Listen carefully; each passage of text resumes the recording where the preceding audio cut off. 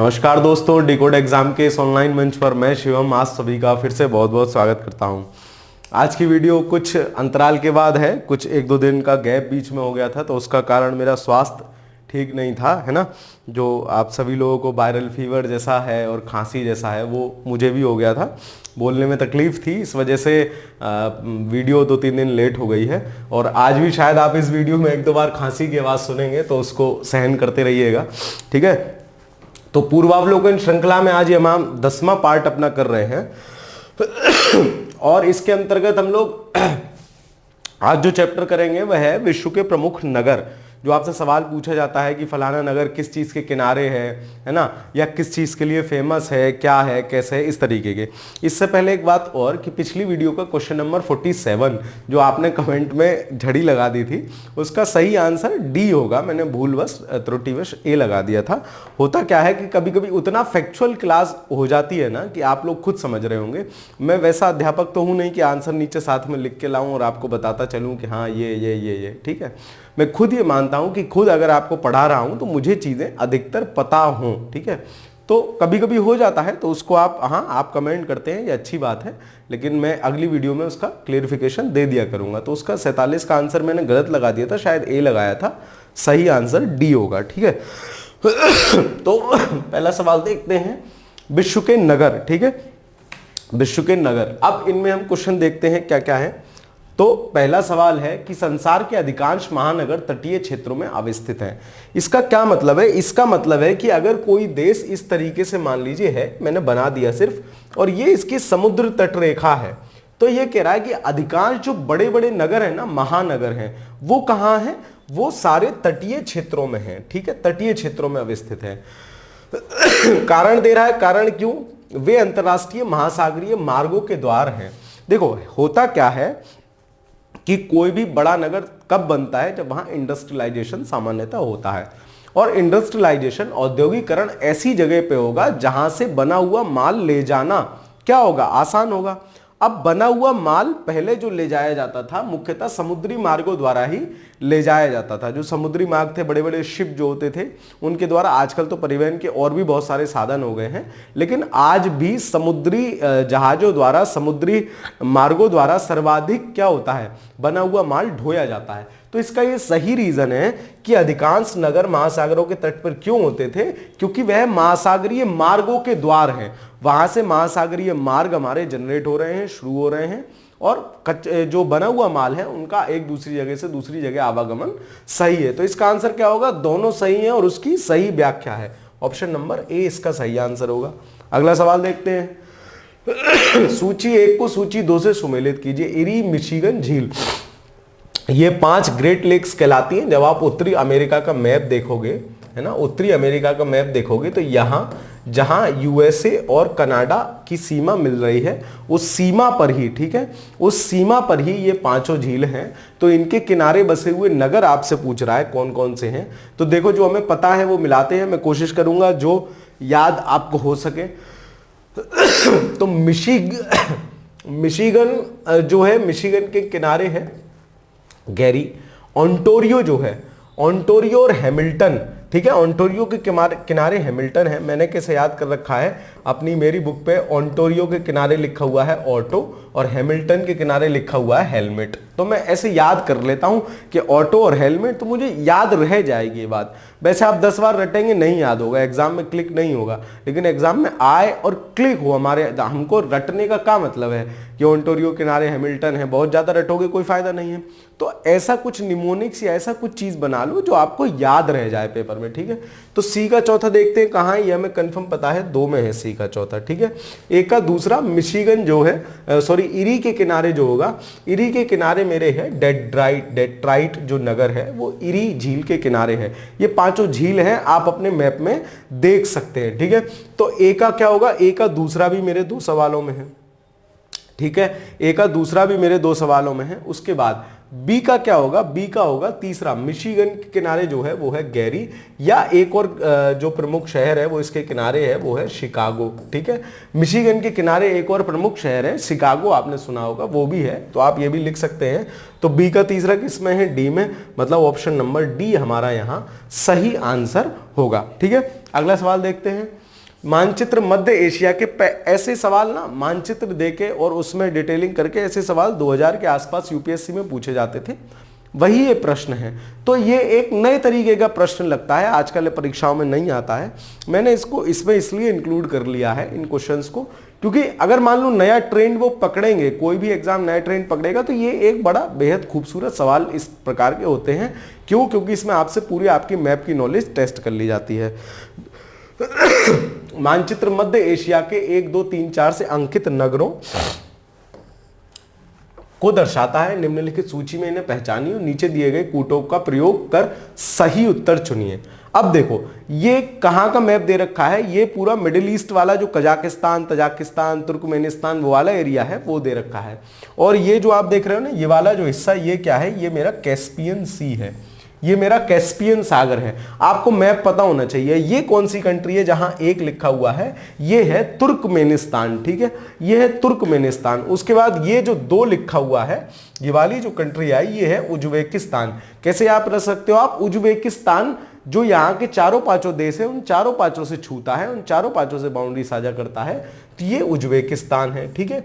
Uzbekistan के साथ ये 3 जो लिख रहा है, ये किर्गिस्तान है, और ये चौथा कंट्री और है, ठीक है। तो अब हम देखते हैं कि नंबर 1 का मतलब है तुर्कमेनिस्तान, और ये सारे राजधानी शहर दिए हैं। अब तुर्कमेनिस्तान, जब मैं अभी आपको पिछले चैप्टर में राजधानी याद करा रहा था, तो तुर्कों ने क्या की थी? बगावत की थी। तो तुर्कमेनिस्तान की राजधानी क्या होगी? बगावत, यानी अशगाबाद, ठीक है। बी यानी पहले के साथ ए के साथ सॉरी बी के साथ 1 लिखा हुआ होना चाहिए। बी के साथ 1 इन 2 में है, बी के साथ 1 इन 2 में है, यानी ये दोनों ऑप्शन तो मेरे एलिमिनेट हो गए। उसके बाद जो उज्बेकिस्तान है, जो ये दूसरे नंबर वाली जो लिखा हुआ है, 2 जो लिखा हुआ है, तो उज्बेकिस्तान के लिए मैंने आपको बताया था, उज्बेकिस्तान उसने सब कुछ बेच दिया। किस में बेच दिया?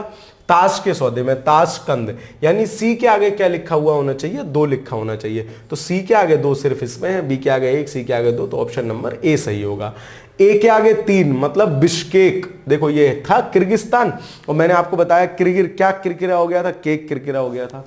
तो बिश्केक कहां है? तीसरे नंबर, बिश्केक के आगे सी लिखा जाएगा, ठीक है। तो ऑप्शन नंबर इस तरीके से ए सही होगा, इसका ऑप्शन नंबर ए सही होगा तीसरे का। अगला सवाल देखते हैं। सूची 1 को सूची 2 से सुमेलित कीजिए। देश दिए और राजधानी दी है। ये पिछले चैप्टर का सवाल होना चाहिए था, लेकिन इसमें दिया है, ठीक है। पैलेस्टाइन या फिलिस्तीन, ठीक है। तो पैलेस्टाइन या फिलिस्तीन की जो राजधानी है वो रामल्ला है। जैसे मुझे ऐसा याद है कि पैलेस्टाइन का क्या है? इजराइल ने पूरा सब कब्जा कर लिया है पैलेस्टाइन की जमीन पे, तो पैलेस्टाइन क्या है? राम के भरोसे है, ठीक है। तो पैलेस्टाइन की राजधानी क्या है? फिलिस्तीन की राजधानी क्या है? रामल्ला, ठीक है। तो ए का होना चाहिए तीसरा, 1 में ही है। हमें अगर कंफर्म पता है तो हम कंफर्म लगा देंगे, लेकिन फिर भी हम और चेक कर लेते हैं। Cyprus, Turkish Cyprus. साइप्रस की उस दिन मैंने आपको राजधानी बताई थी कि साइप्रस, जब हम किसी चीज को प्रेस कर रहे हैं, दबा रहे हैं, साइप्रस प्रेस कर रहे हैं, तो क्या होगा? वो बाहर निकल जाएगा। तो साइप्रस की राजधानी क्या है? निकोसिया, मतलब निकलो, मतलब बाहर निकलो, ऐसे करके आप इसको कनेक्ट कर सकते हैं। यानी सी का पहला होना चाहिए, तो सी का पहला भी है इसमें। ताइवान की राजधानी ताइपे सबको पता है, तो डी का दूसरा होना चाहिए, डी का दूसरा भी है। और कोसोवो की राजधानी क्या है? प्रिस्टीना है, तो बी का चौथा। तो इसका आंसर, अब इसमें आपको कोसोवो नहीं पता है, मत पता होने दीजिए, 3 तो पता है ना, 3 पता होने पे ही मेरा आंसर आ गया। बल्कि मुझे अगर पैलेस्टाइन का ही कंफर्म पता है तब भी आंसर मिल गया। ठीक है, तो इसका आंसर होगा ऑप्शन नंबर बी। अगला सवाल देखते हैं।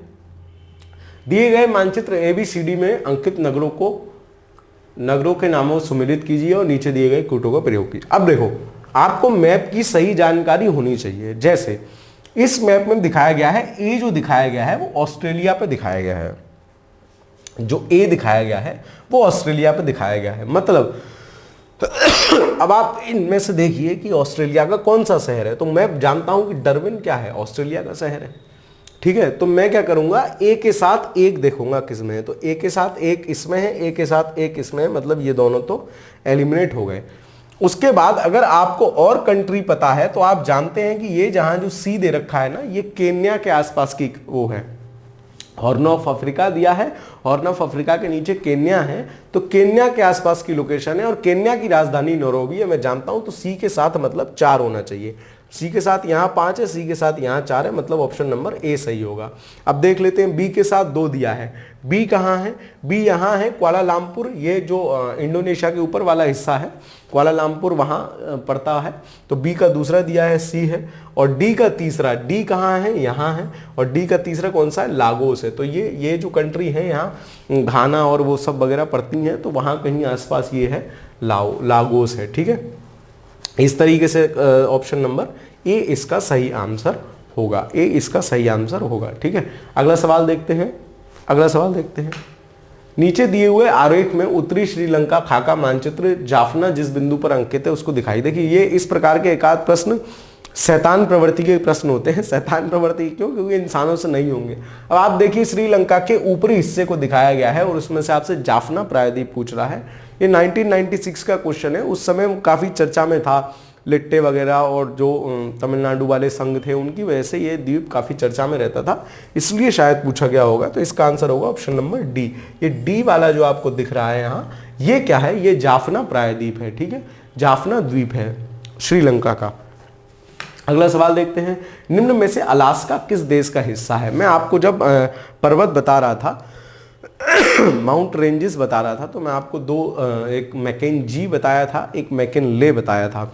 तो मैंने आपको वहां बताया था कि मैकिनले जो है वो मेरी अलास्का में है और मैकेंजी जो है वो मेरी कनाडा में पड़ती है। और साथ ही साथ मैंने आपको बताया था कि अलास्का किसका पार्ट है। ये जब आप यूएस जो उत्तरी अमेरिका है उसका मानचित्र खींचते हैं, उत्तरी अमेरिका का मानचित्र लगभग ऐसे खींचते हैं, तो ये वाला हिस्सा जो है अलास्का है, ये हिस्सा ऊपर वाला ये कनाडा है, ये यूएसए है, नीचे मैक्सिको आ जाता है। तो ये जो अलास्का हिस्सा है ना, ये यूएसए का हिस्सा है, संयुक्त राज्य अमेरिका का हिस्सा है। तो ऑप्शन नंबर कौन सा इसका सही आंसर होगा, ऑप्शन नंबर 7 का बी। अलास्का निम्नलिखित में से किस देश का हिस्सा है। सेम क्वेश्चन रिपीटेड है। पहले कब आया है, पहले आया उत्तराखंड पीसीएस 2006 में, फिर पूछा गया एमपी पीसीएस 2012 में, ठीक है। तो आपको इस प्रकार के प्रश्न क्या है, रिपीटेड प्रश्न मिल सकते हैं, ठीक है। इसका आंसर क्या होगा, इसका आंसर भी होगा ऑप्शन नंबर बी। मतलब सोचो ऑप्शन बी सेम है, ठीक है। अगला सवाल देखते हैं। कैलिफोर्निया यूएसए के निम्नलिखित नगरों में से कौन सिलिकॉन घाटी के अंतर्गत अवस्थित नहीं है। ये प्रश्न मैं ऐसे प्रश्न कहता हूं, ऐसे प्रश्न परीक्षा में छोड़ देने चाहिए। इनका आपको अता पता भी नहीं होगा, आसपास भी आपको इनके आइडिया नहीं होगा। कोई बहुत ज्ञानी है जिसको कैलिफोर्निया के सब कुछ पता है, वो आप सर्वज्ञानी हैं, आप कर सकते हैं। लेकिन इस प्रकार के प्रश्न अगर परीक्षा में आ जाएं, आपको छोड़ देना चाहिए। कैलिफोर्निया में निम्नलिखित नगरों में से कौन सिलिकॉन घाटी के अंतर्गत नहीं अवस्थित नहीं है। तो इसका आंसर है सांता रोसा, इसका सही आंसर है। मैं आपको सही आंसर इसका बता देता हूं, बाकी तीनों सिलिकॉन घाटी के अंतर्गत अवस्थित हैं, सांता रोसा अवस्थित नहीं है। अगला सवाल देखते हैं। निम्नलिखित नगरों में से कौन से एक में दक्षिण अफ्रीका की पार्लियामेंट है। दक्षिण अफ्रीका की सामान्यतः 3 राजधानी है। जब आप लोग देखोगे तो दक्षिण अफ्रीका की 3 राजधानियां आपको देखने को मिलेंगी, ठीक है। एक राजधानी जो उनकी विधायी राजधानी है, जहां उनकी पार्लियामेंट अवस्थित है, वो है केपटाउन, वो है केपटाउन। केपटाउन में उनकी पार्लियामेंट अवस्थित है। और उसके साथ साथ जो प्रिटोरिया है, वो इनकी प्रशासनिक राजधानी है। आपको याद रख लेना है, ये इनकी प्रशासनिक राजधानी है। प्रिटोरिया प्रा दोनों याद रह सकते हैं। तो प्रिटोरिया जो है वो प्रशासनिक राजधानी है, केपटाउन जो है वो विधायी राजधानी है, और एक ब्लोइम फोंटेन करके है, वो इनकी न्यायिक राजधानी है। तो साउथ अफ्रीका एक ऐसा कंट्री है जिसकी 3 राजधानियां, ठीक है, विधायी अलग, प्रशासनिक अलग और न्यायिक अलग, ठीक है। अगला सवाल देखते हैं। उत्तर से दक्षिण की ओर जाते हुए पाकिस्तान के नगरों का सही अनुक्रम कौन सा है।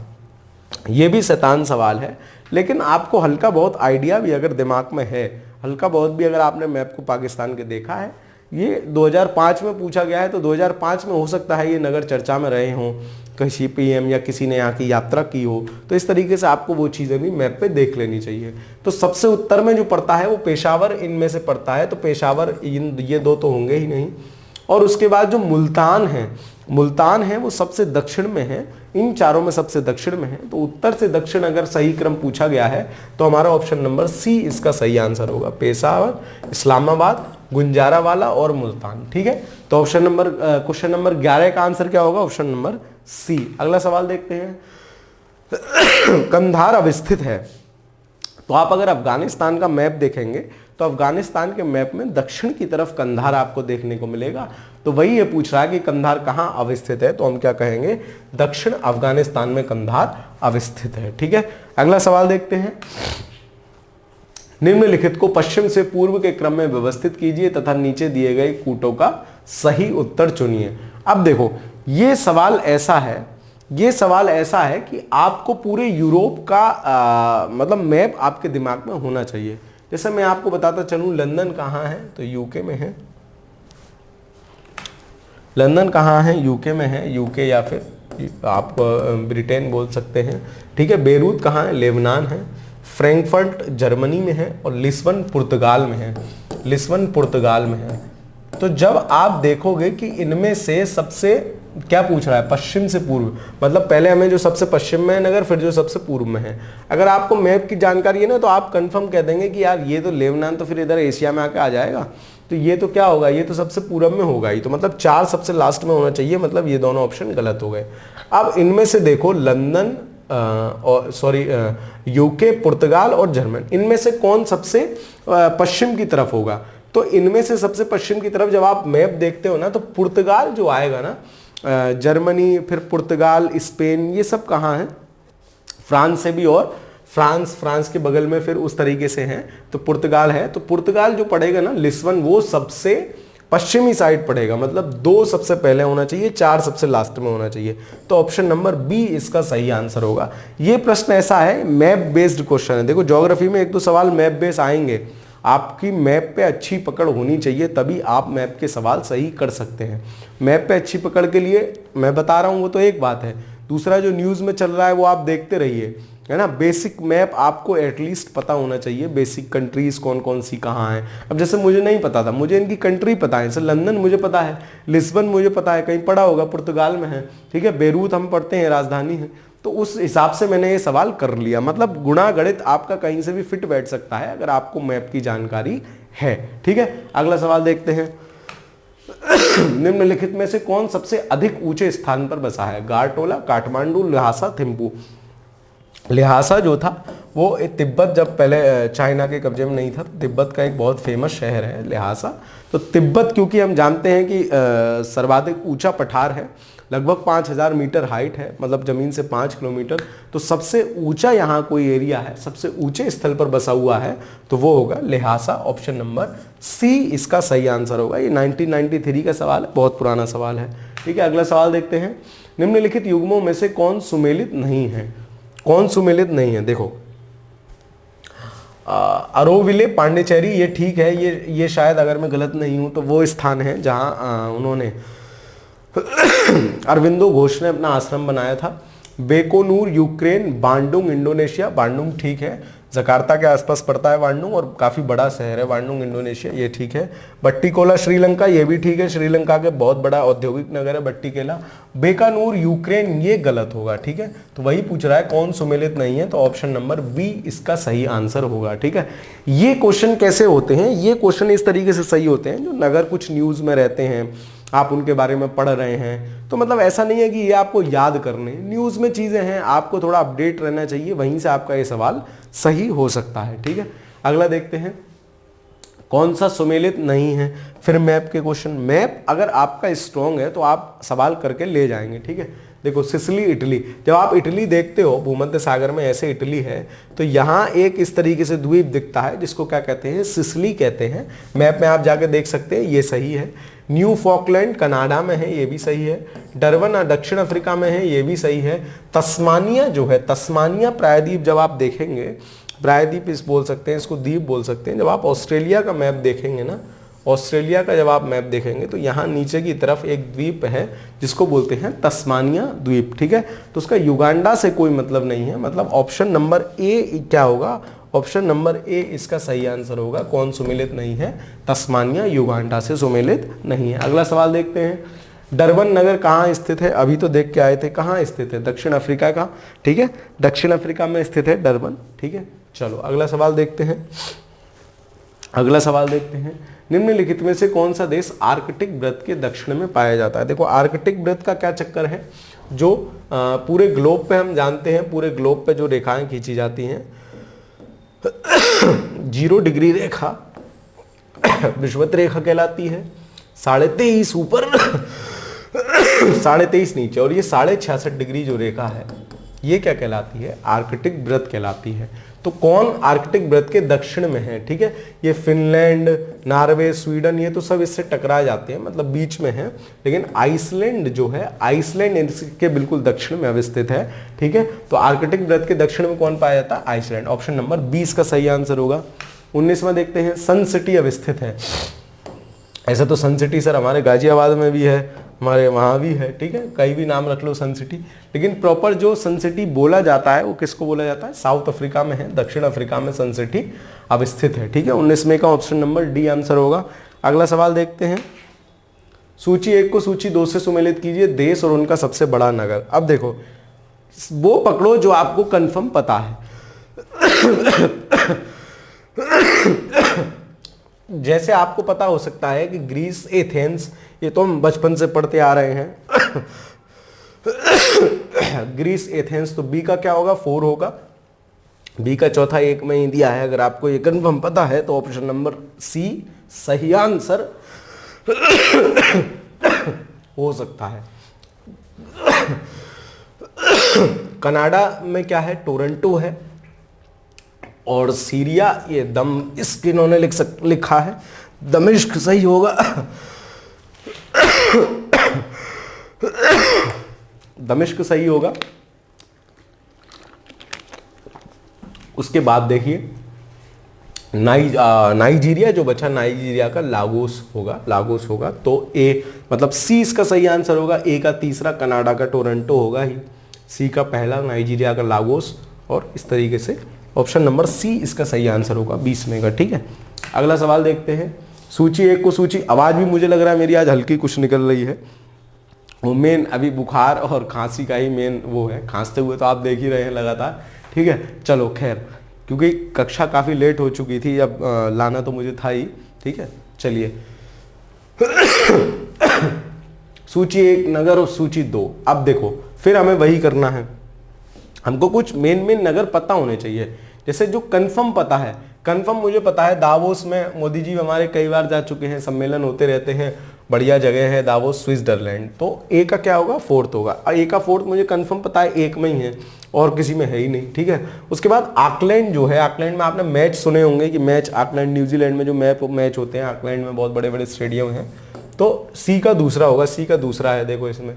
उसके बाद कैंडी जो है, कैंडी एक श्रीलंका का प्रमुख औद्योगिक नगर है कैंडी। तो कैंडी कहाँ होगा? श्रीलंका, डी का होगा तीसरा।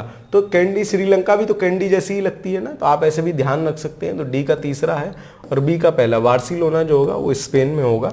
तो ऑप्शन नंबर ए इसका सही आंसर होगा। ये सवाल आपसे उस तरीके से पूछे जाते हैं, या तो कोई नगर ज़्यादा चर्चा में रहा हो, कोई फेमस नगर हो। अब चर्चा में रहा होगा तो इनमें से एक आध होगा जो आप पकड़ लोगे, सही उत्तर तक पहुंच जाओगे। ठीक है, तो इस प्रकार के प्रश्न छोड़ने नहीं है, ना ही इनसे घबराना है कि हमको तो पता ही नहीं, अब क्या देश के सारे नगर भी याद करने पड़ेंगे? कुछ नहीं करना पड़ेगा। जो इंपॉर्टेंट नगर है, ठीक है, उसको आपको याद रखना है। जैसे मान लो इस बार G20 की समिट हमारे यहाँ नई दिल्ली में हुई है, मान लो कि अगली बार G20 की समिट कहीं हो रही है, तो वो किस नगर में हो रही है, उस नगर को आप याद कर सकते हो। वहाँ से वो एक देश, उसमें एक घुसेड़ा रहेगा, या फिर कोई ऐसा इंपॉर्टेंट आयोजन है जो चल रहा है, तो उस हिसाब से ये आंसर मिल जाते हैं। अगला सवाल देखते हैं, कांटों का मैदान जिस देश में स्थित है उस देश का क्या नाम है? तो जापान है। ये वेल डेवलप मतलब जो मैदानी भाग है, बढ़िया औद्योगिक नगर और वो सब है। ठीक है, तो इसका आंसर क्या होगा? 22 में का होगा ऑप्शन नंबर डी। अगला देखते हैं, मैक्सिको देश स्थित है। तो अभी भी मैंने आपको बना के बताया था, जो उत्तरी अमेरिका का मैप है, ठीक है, उत्तरी अमेरिका का मैप है, तो उसमें ये नीचे आकर मैक्सिको पड़ता है। तो इसका आंसर क्या होगा? उत्तरी अमेरिका महाद्वीप में ऑप्शन नंबर बी। और अलास्का कहाँ है? अलास्का यहाँ की तरफ था, जो यूएसए का पार्ट है। मैक्सिको एक स्वतंत्र कंट्री। अगला देखते हैं, कांगो स्थित है। कांगो, जब आप अफ्रीकन कंट्री पढ़ोगे तो कांगो गणराज्य, 2 अलग अलग देश हैं। तो कांगो जो स्थित है वो अफ्रीका महाद्वीप में अवस्थित है। 24 में का ऑप्शन नंबर ए सही आंसर होगा, अफ्रीका महाद्वीप में। अब ये सवाल ऐसे थोड़ी ना कि इसमें आपको कुछ समझाया जाए, इसमें आपको कुछ बताया जाए। ये अगर आपको मैप आपका ठीक ठाक है, आपको कंट्रीज का बेसिक आइडिया भी है, तो आप ये सवाल करके ले जाओगे। ठीक है, तो ज्योग्राफी में मैप आपका बहुत स्ट्रांग होना चाहिए।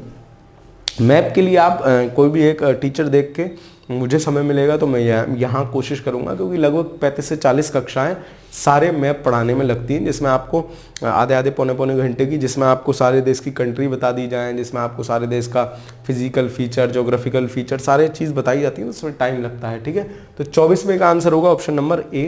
अगला देख लेते हैं, निम्नलिखित में से किस एक में माल्टा अवस्थित है? माल्टा क्या है? एक द्वीप है। कहाँ है? भूमध्य सागर में है। भूमध्य सागर आप देखोगे कि ये नीचे अफ्रीका, इधर यूरोप, इधर एशिया, ये यहाँ लगभग भूमध्य सागर पड़ जाता है। तो भूमध्य सागर में स्थित एक द्वीप है माल्टा। ऐसे ही भूमध्य सागर में एक क्या कहते हैं, ज्वालामुखी है, जिसका क्या नाम है? स्ट्रोम्बोली, और उसको क्या कहते हैं? भूमध्य सागर का प्रकाश स्तंभ भी इसको कहते हैं। ये हम पढ़ चुके हैं पीछे, जहाँ हमने जब भूकंप, ज्वालामुखी वगैरह पढ़े थे। तो माल्टा द्वीप कहाँ स्थित है? भूमध्य सागर में स्थित है। अगला देखते हैं, दक्षिण पूर्वी एशिया में दक्षिण से उत्तर की ओर जाने पर दिए गए नगरों की सही क्रम क्या होगा? देखो, जब दक्षिण से उत्तर की ओर जाएंगे तो मतलब नीचे से ऊपर की तरफ चल रहे हैं, नीचे से ऊपर की तरफ चल रहे हैं। तो हम इसमें से देख लेते हैं, सबसे उत्तर में हमारा कौन सा नगर होगा? सबसे उत्तर में हमारा नगर होगा, है ना, दक्षिण से उत्तर की ओर जाने पर पूछ रहा है, दक्षिण से उत्तर की ओर जाने पर पूछ रहा है, तो सबसे उत्तर में हमारा बैठेगा हनोई, सबसे उत्तर में हमारा बैठेगा हनोई, और सबसे दक्षिणतम बैठेगा जकार्ता बैठेगा, इनमें से सबसे दक्षिणतम। ठीक है, तो दक्षिण से उत्तर की ओर सबसे पहले जकार्ता आएगा, मतलब फिर उसके बाद आएगा सिंगापुर, फिर बैंकॉक, फिर हनोई। तो इसका आंसर होगा ऑप्शन नंबर सी, इसका सही आंसर होगा 26 में का। ये क्वेश्चन क्या है? मैप के हैं, और ये वाला सवाल ये है कि अगर आपको दक्षिण एशिया का, जो हमारे भारत के दक्षिण पूर्वी एशिया, जो इंडोनेशिया और ये सारे जो छोटे छोटे प्रायद्वीप हैं, यहाँ के आसपास के सागर, यहाँ के आसपास के प्रमुख द्वीप, ये सब आपको पता होने चाहिए, यहाँ से प्रश्न पूछ लिया जाता है। अगला सवाल देखिए, निम्नलिखित युग्मों पर विचार कीजिए। कभी कभी समाचारों में रहने वाले शहर और देश कौन से सही सुमेलित हैं? तो ये वही है कि जो न्यूज़ में रहते हैं, जैसे जो इराक के, ये मोसुल इराक में है, ये तो गलती हो गया, मोसुल किरकुल भी इराक में है। ये दोनों जब ISIS ने कब्जा किए थे, तो ये नगर चर्चा में रहे थे, तो इसलिए पूछे। ये दोनों फिलहाल गलत हैं, तो कौन सा सही सुमेलित है? तो जिसमें 2 और 3 है उसको हटा दो, 2 और 3 गया, मतलब 1 और 4। अलेप्पे सही है, मज़ार शरीफ भी अफगानिस्तान में है, ये भी सही है। तो ये जो न्यूज़ में रहते हैं, मैं वही फिर बार बार कह रहा हूँ, न्यूज़ में अगर कोई नगर है किसी भी कारण से, तो उसको मैप पे भी आप उसकी लोकेशन देख लीजिए, उसके आसपास की भी चीज़ें देख लीजिए, तो ज्योग्राफी का प्रश्न बनेगा तो वहीं से बन जाएगा। अगला देखते हैं, फिर उसके बाद अब आ गए भौगोलिक उपनाम। कुछ देशों के, कुछ नगरों के, कुछ उनके भौगोलिक उपनाम अपने आप होते हैं, जिन नामों से उनको जाना जाता है। तो उससे रिलेटेड प्रश्न अगर आएगा तो किस प्रकार के प्रश्न उससे रिलेटेड आए हैं देख लेते हैं। रूस के किस शहर को उत्तर का वेनिस कहा जाता है? रूस के किस शहर को उत्तर का वेनिस कहा जाता है? तो वेनिस क्या है? थोड़ी सी नहर वहर वहाँ ज़्यादा है, डेवलप अच्छा शहर है। तो रूस का जो सेंट पीटर्सबर्ग है, उसको क्या कहते हैं? उसको उत्तर का वेनिस कहते हैं। ठीक है, उसको उत्तर का वेनिस कहते हैं। तो ऑप्शन नंबर बी सही आंसर होगा 28 का। मध्य रात्रि का सूर्य कहाँ दिखाई देता है? मध्य रात्रि के सूर्य से क्या मतलब है? जब रात के 12 बज रहे हों तो सन दिखाई दे रहा हो। तो ये घटना कहाँ मिलेगी? ये घटना में उत्तरी या दक्षिणी ध्रुव पर मिलती है। हम जानते हैं कि उत्तरी ध्रुव और दक्षिणी ध्रुव पर 6 महीने का दिन और 6 महीने की रात होती है। तो मध्य रात्रि में सूर्य कहाँ दिख सकता है? उत्तरी या दक्षिणी ध्रुव पर दिख सकता है। अब इसमें दोनों आंसर हैं, हालांकि दोनों सही होंगे, ए भी सही होगा, बी भी सही होगा, लेकिन हमें ज़्यादा सही देखना हो तो आपको पता है कि उत्तरी महाद्वीप में ही क्या है, उत्तरी गोलार्ध में ही क्या है, उत्तरी गोलार्ध में ही यहाँ लैंड है ना, यहाँ लैंड है उत्तरी ध्रुव के आसपास। दक्षिणी ध्रुव पे लैंड जैसा एरिया बहुत ना के बराबर है दक्षिणी गोलार्ध में। तो मोस्ट अगर इसका और भी ज़्यादा सही आंसर देना हो तो हम ए दे सकते हैं। वैसे इसके ए और बी दोनों आंसर होंगे 29 का। अगला देखते हैं, निम्नलिखित में से कौन पक्षियों का महाद्वीप कहा जाता है? तो पक्षियों के महाद्वीप किसको कहते हैं? दक्षिणी अमेरिका को कहते हैं। क्यों? क्योंकि यहाँ पे पक्षियों की जो प्रजातियाँ हैं वो बहुत हैं, जैव विविधता पक्षियों की ज़्यादा है, तो ज़्यादा होने की वजह से इसको पक्षियों का महाद्वीप भी कहीं कहीं का लिखा मिलता है। तो इसका आंसर होगा सी, पक्षियों का महाद्वीप किसे कहते हैं? दक्षिणी अमेरिका को। आप ऐसे कनेक्ट कर सकते हो कि यहाँ क्या है, अमेजन वन टाइप है, ब्राज़ील जैसा कंट्री है, तो वहाँ क्या है, जब ज़्यादा पेड़ पौधे होंगे, ज़्यादा वो सब होंगे, तो पक्षी भी ज़्यादा होंगे, इसलिए पक्षियों की देश कह दिया, पक्षियों का महाद्वीप कह दिया। सूची 1 को सूची 2 से मिलाइए। देखो, नियाग्रा जलप्रपात कहाँ है? नियाग्रा न्यूयॉर्क में है। ठीक है, न्यूयॉर्क में है, मतलब ए का चौथा 2 में है। ठीक है, आगे देखते हैं, हजारों झीलों की भूमि किसको कहते हैं? झीलों की भूमि या हजारों झीलों की भूमि हम कहते हैं फिनलैंड को। फिनलैंड को कहते हैं। तो बी का होगा तीसरा। एफिल टावर हमारा कहाँ है? हम सबको पता है एफिल टावर कहाँ है, पेरिस में है, फ्रांस में है, पेरिस में है। और विश्व की छत, पामीर की गांठ, जो पामीर का पठार है उसको क्या बोलते हैं? विश्व की छत। यानी डी का पहला, सी का दूसरा, ऑप्शन नंबर बी सही आंसर होगा। ठीक है, ऑप्शन नंबर बी सही आंसर होगा। अगला देख लेते हैं, सूची 1 को सूची 2 से सुमेलित कीजिए। फिर वही पूछ रहा है, अंध महाद्वीप, विश्व की छत, हजारों झीलों का देश, मोतियों का द्वीप। तो देखो जो विश्व की छत है, अभी देख क्या है, किसको कह रहे हैं? पामीर को। जो हमें कंफर्म पता है पहले वो देखते हैं। तो बी का चौथा किस में है? इसी में है सिर्फ, है ना, सिर्फ इसी में है, मतलब यही ऑप्शन सही होगा। और चेक कर लेते हैं, हजारों झीलों का देश किसको कह रहे थे? फिनलैंड को कह रहे थे, मतलब सी का पहला होना चाहिए, सी का पहला है। जो मोतियों का द्वीप कहते हैं वो बहरीन को बोलते हैं, मतलब डी का दूसरा होना चाहिए, डी का दूसरा है और ए का तीसरा। अंध महाद्वीप, अफ्रीका को अंध महाद्वीप कहते हैं। ठीक है, तो इसका आंसर क्या होगा? इसका आंसर होगा ऑप्शन नंबर बी। 32वें का आंसर होगा ऑप्शन नंबर बी। अगला सवाल देखते हैं, निम्नलिखित में से कौन धूम्र नगर के नाम से जाना जाता है? 2005 में स्मोकिंग की वजह से ज़्यादा लोग वहाँ स्मोक करते थे, वहाँ का जो पीएम था वो गड़बड़ हो गया था, मतलब पीएम, वो पीएम नहीं, जो पीएम, जो पर्टिकुलेट मैटर वाला बोलते हैं वो, तो शिकागो को क्या कर दिया गया था? धूम्र शहर घोषित कर दिया गया था। ठीक है, वहाँ धूम्रपान निषेध करके उसको धूम्र शहर घोषित कर दिया गया था। तभी का पूछा हुआ सवाल है, करंट से अपडेट करते हुए। अगला देखते हैं, पूर्वी समुद्र की स्वामिनी के नाम से किसको जाना जाता है? तो श्रीलंका। श्रीलंका को पूर्वी समुद्र की स्वामिनी, ठीक है, मतलब मेन अच्छी लोकेशन पे है। ठीक है, हिंद महासागर में श्रीलंका स्थित है, इसको पूर्व की समुद्र की स्वामिनी कहते हैं। ठीक है, पूर्व समुद्र की स्वामिनी। अगला देखते हैं, दक्षिण अमेरिका का वह कौन सा नगर है जो अपनी चौड़ी सड़कों के कारण अमेरिका का पेरिस कहा जाता है? दक्षिण अमेरिका का ब्यूनस आयर्स, जो अर्जेंटीना की राजधानी है, ब्यूनस आयर्स, वो क्या है? वो क्या कहलाता है? अमेरिका का पेरिस कहलाता है, क्योंकि वहाँ सड़कें बहुत चौड़ी चौड़ी हैं। तो आपको याद रखना है कि दक्षिणी अमेरिका का पेरिस हम किसको कह रहे हैं? किसको कह रहे हैं? ब्यूनस आयर्स को। अगला देखते हैं, संयुक्त राज्य अमेरिका, ये आपको याद करना पड़ेगा। ठीक है, ये जो उपनाम है, इस टाइप की चीज़ें, ये आपको याद होनी चाहिए। संयुक्त राज्य अमेरिका के किस राज्य को ब्लू ग्रास स्टेट कहा जाता है? तो केनकुटी में जो ग्रास है, घास ब्लू नहीं होती है, उस घास के ऊपर छोटा छोटा फूल आता है नीले कलर का। उस नीले कलर के फूल के कारण इसको क्या कहते हैं? ब्लू ग्रास कहते हैं। तो इसका पूरा नाम ही केनकुटी ब्लू ग्रास है ना, केंटुकी ब्लू ग्रास है ना। आप गूगल पे सर्च करोगे तो केंटुकी ब्लू ग्रास के नाम से ही आएगा।